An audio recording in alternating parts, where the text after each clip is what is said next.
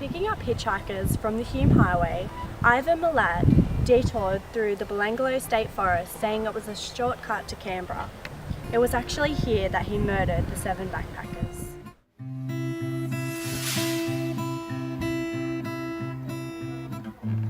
The bodies of Caroline Clark and Joanne Walters were identified by the use of dental records by forensic orthodontist Dr. Chris Griffith.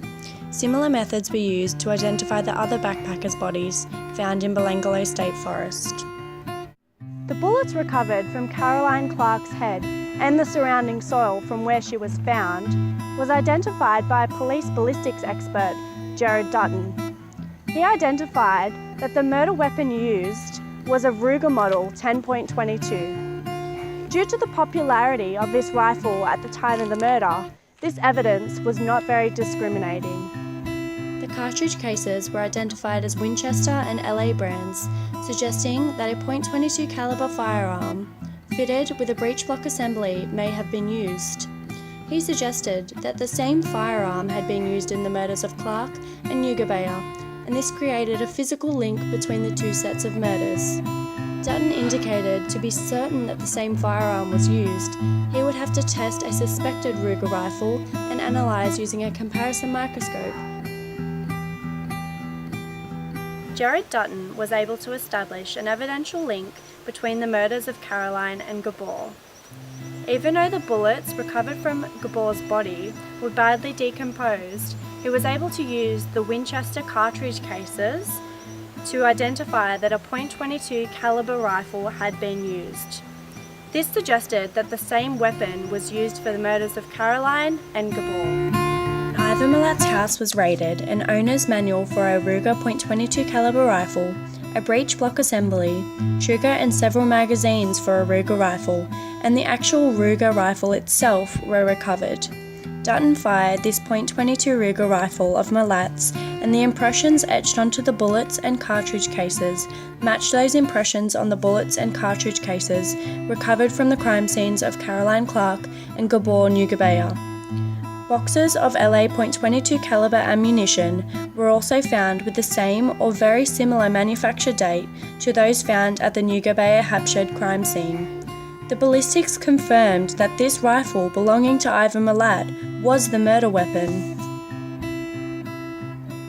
It was here at Bowral Police Station that Mr. Paul Onions made his original report of his abduction immediately after he'd led his attacker.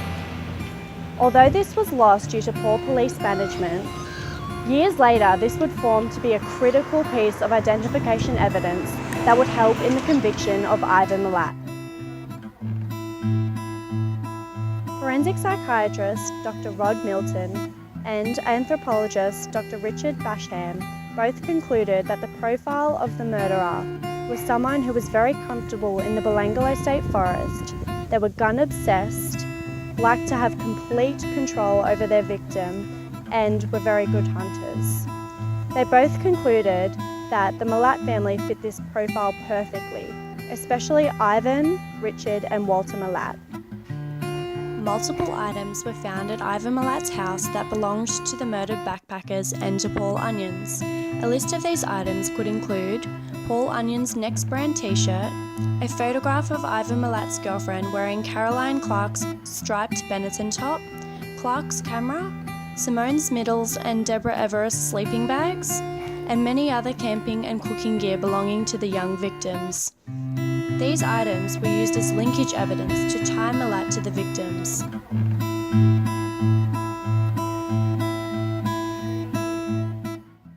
In May 1994, Ivan Milat was arrested at his Eaglevale home after Task Force Air raided his house and found multiple items linking him to the murders of Caroline Clark, Joanne Walters, Deborah Everest, James Gibson, Simone Smiddle, Anja Hapshed, Gabor Nugabeya, and the attempted abduction victim Paul Onions.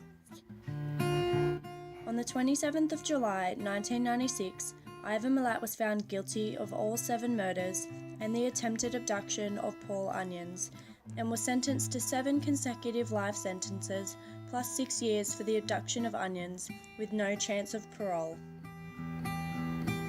The victims can now rest in peace, and the families of the victims feel as though they have gained justice for the murdered backpackers.